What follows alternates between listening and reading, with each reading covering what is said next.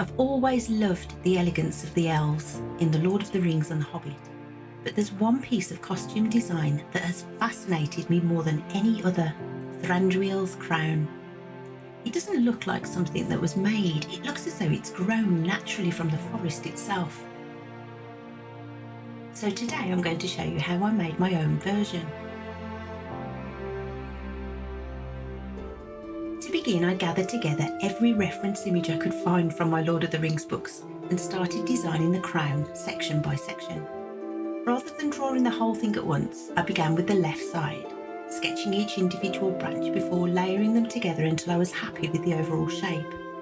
Once the left side was complete, I simply mirrored the design to create the right. Before committing to the full-size version, I made a smaller mock-up from card. This allowed me to check that every branch overlapped naturally and that the overall shape felt balanced. Once I was happy with the design, I cut all my pieces on my laser cutter, glued them together and tested the crown on a mannequin head. After a few small adjustments, I measured the mannequin and scaled everything up ready for the final build. For the finished crown, I chose to use craft foam. It's inexpensive, lightweight and incredibly easy to shape.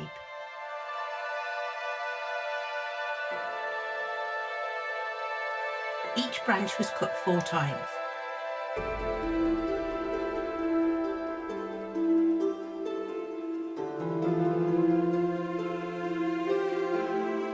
I glued 2 layers together around a thin wire armature, making every branch much stronger while still allowing a little bit of flexibility.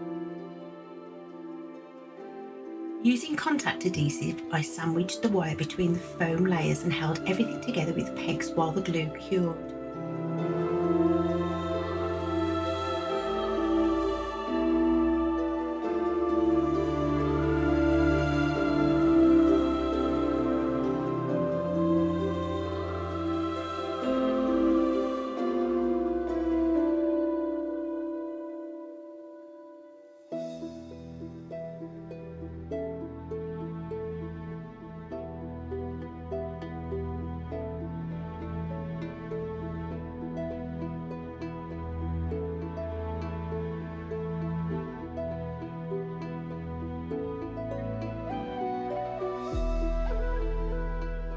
Of course, laser cutting always leaves rather blunt edges, so wearing my face mask, because this is definitely something you don't want to breathe in, I used my wood burning tool to soften every edge and make each branch look more organic.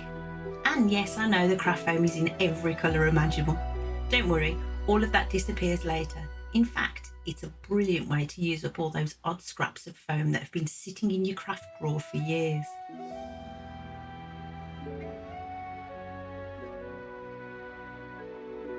For the 2 main bands that wrapped around the head, I used a much thicker flexible wire.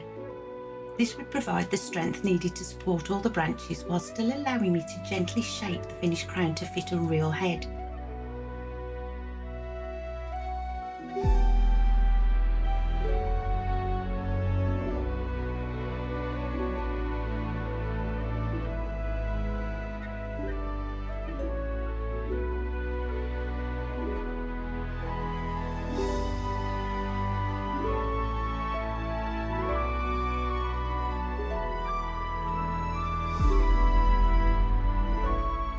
Next came one of my favourite parts, turning foam into wood.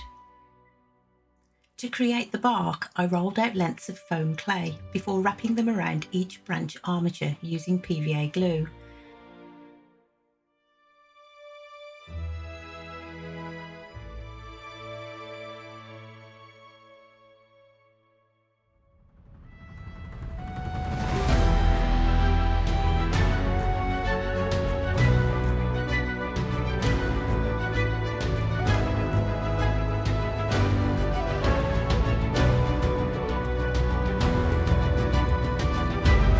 Once everything was covered, I smoothed the joins and shaped the clay until each branch looked as natural as possible.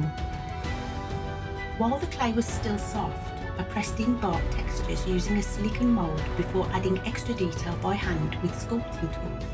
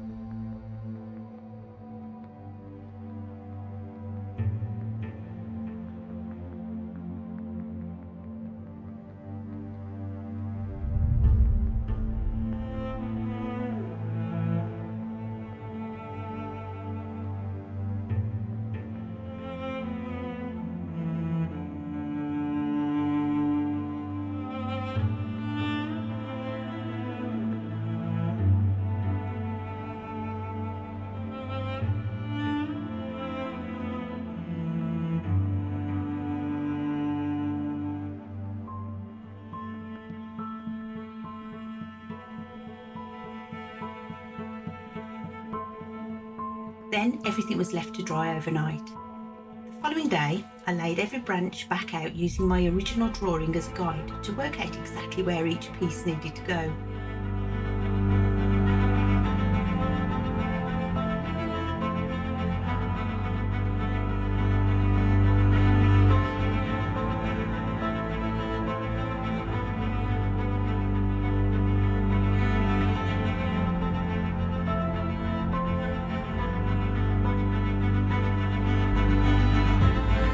Where two branches met, I carefully removed a little of the foam clay from both pieces before gluing them together with hot glue.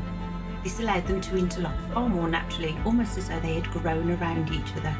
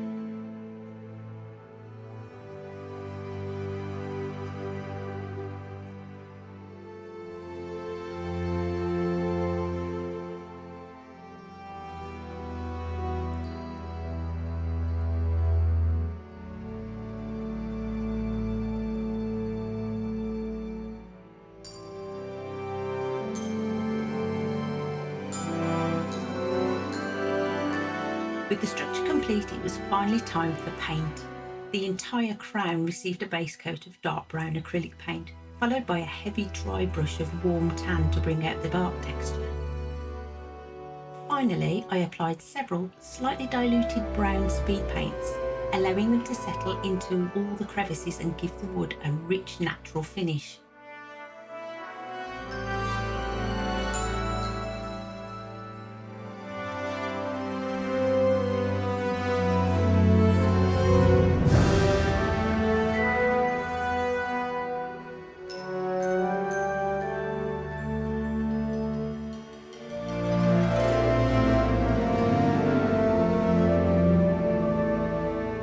I was so pleased with how realistic the branches became. While the paint was drying, I moved on to the leaves. These were simply laser cut from dark red craft card. Once again, mask on, gloves on, and the window open. coated every leaf with UV resin to make them nice and durable.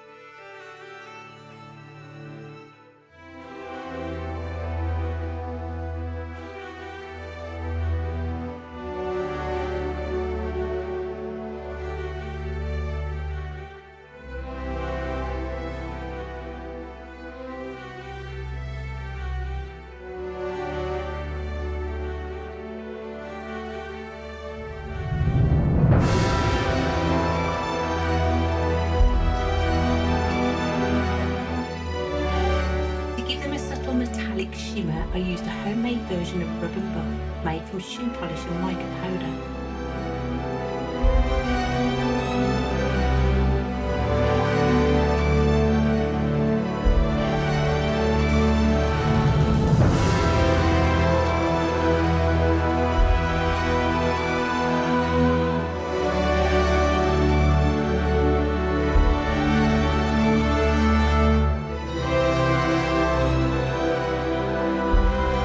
Finished leaves were attached to the crown using UV resin before I coated the entire crown with another layer of resin to seal everything together and add durability.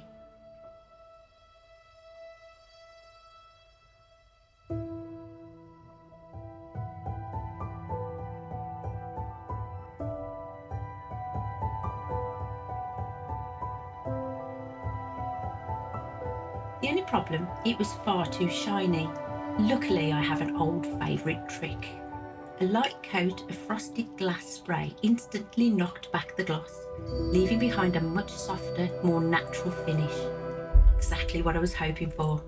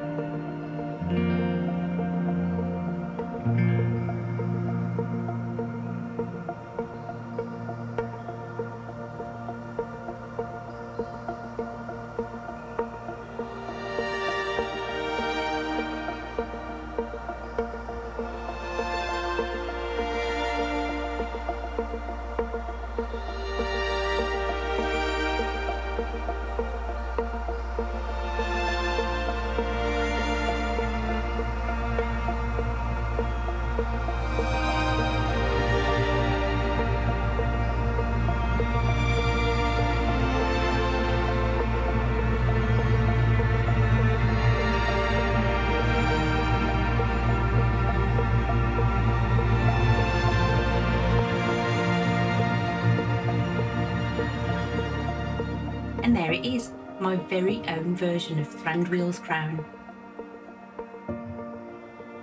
Of course, it had to be the hottest day of the year for the final photo shoot. Picture me wearing a full elven cloak, wandering through the woods while trying to avoid stinging nettles. Thankfully, Willow came along to help with the filming. Thank you, Willow. If you've enjoyed watching this build, I'd really appreciate it if you consider subscribing. It would help support the channel and means you won't miss any future fantasy-inspired projects. Thank you so much for watching, and I'll see you in the next one. Bye bye.